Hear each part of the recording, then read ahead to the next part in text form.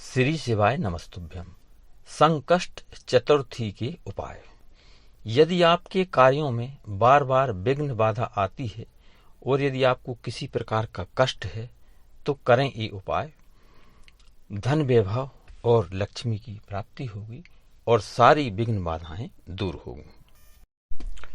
शिव महापुराण में आता है कि हर महीने के कृष्ण पक्ष की चतुर्थी यानी पूनम के बाद के दिन सुबह गणपति जी का पूजन करें और रात को चंद्रमा को गणपति जी की भावना करके अर्घ्य दें और ये मंत्र बोलें, ओम गम गणपतिये नमः। दूसरा, ओम सोमाय नमः। साथियों, चतुर्थी तिथि के स्वामी भगवान गणेश जी हैं। हिंदू कैलेंडर में प्रत्येक मास में 2 चतुर्थी होती हैं। पूर्णिमा के बाद आने वाली कृष्ण पक्ष की चतुर्थी को संकष्ट चतुर्थी कहते हैं और अमावस्या के बाद आने वाली शुक्ल पक्ष की चतुर्थी को विनायक चतुर्थी कहते हैं। शिव महापुराण के अनुसार महागणपति पूजा चतुर्थ्याम कृष्ण पक्षे पक्ष पाप क्षय करी पक्ष भोग फल प्रदाह। अर्थात प्रत्येक मास के कृष्ण पक्ष की चतुर्थी तिथि को की हुई महागणपति की पूजा एक पक्ष के पापों का नाश करने वाली और एक पक्ष तक उत्तम भोग रूपी फल देने वाली होती है। साथियों, यदि आपके जीवन में कोई कष्ट हो तो ये उपाय करें। हमारे जीवन में बहुत समस्याएं आती रहती हैं, मिटती नहीं हैं। कभी कोई कष्ट, कभी कोई समस्या। ऐसे लोग शिव महापुराण में बताया हुआ एक प्रयोग कर सकते हैं।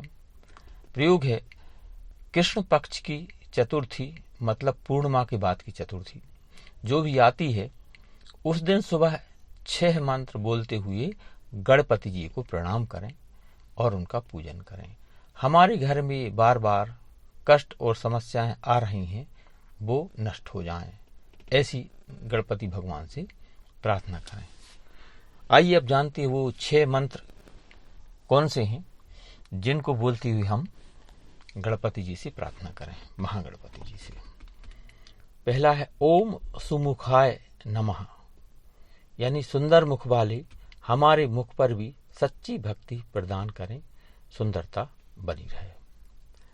दूसरा, ओम दुर्मुखाय नमः, मतलब भक्त को जब कोई आसुरी प्रवृत्ति वाला सताता है तो भय कहते हैं, भैरव देख दुष्ट घबराए। और तीसरा है ओम मुदाय नमः, यानी मुदित रहने वाले, प्रसन्न रहने वाले, उनका सुमरन करने वाले भी प्रसन्न हो जाएं, ऐसा इसका अर्थ है। इसके बाद तीसरा है ओम प्रमोदाय नमः।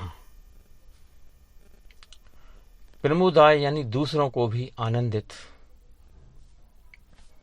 करते हैं। भक्त भी प्रमोदी होता है और अभक्त भी प्रमादी होता है, यानी आलसी।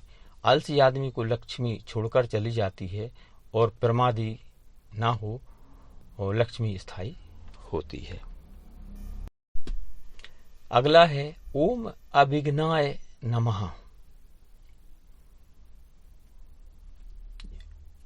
और उसके बाद ओम विघ्न कर्तृण नमः। ये मंत्र बोलते हुए आप महागणपति की पूजन करें तो आपके जीवन में आने वाली सारी समस्याएं समाप्त होकर सुख शांति, धन वैभव और श्री की प्राप्ति होगी। साथियों, अभी चातुर्मास चल रहा है तो कुछ ऐसी नियम हैं जिनके करने से भी साधक को या भक्त को या फिर आम आदमी को ये दुख, परेशानी और कष्ट नहीं सताते। कुछ चीज़ों का नियम, जैसे चातुर्मास में दिनों में तांबे व कांसे के पात्रों का उपयोग न करके अन्य वस्तुओं के पात्रों का उपयोग करें। हो सके तो भूमि पर शयन करें। चातुर्मास में पलाश के पत्तों की पत्तल पर भोजन करना पापनाशक होता है। यानी जिन व्यक्तियों से कुछ गलतियां हो गई हैं उनके प्रायश्चित के लिए आप पलाश के पत्तों पर भोजन कर सकते हैं। साथियों, 24 जुलाई 2024 दिन बुधवार को संकष्ट चतुर्थी है। तो इस दिन आप ये गणपति पूजन के अलावा रात को चंद्रोदय होने पर आप चंद्रमा को अर्घ्य दे सकते हैं।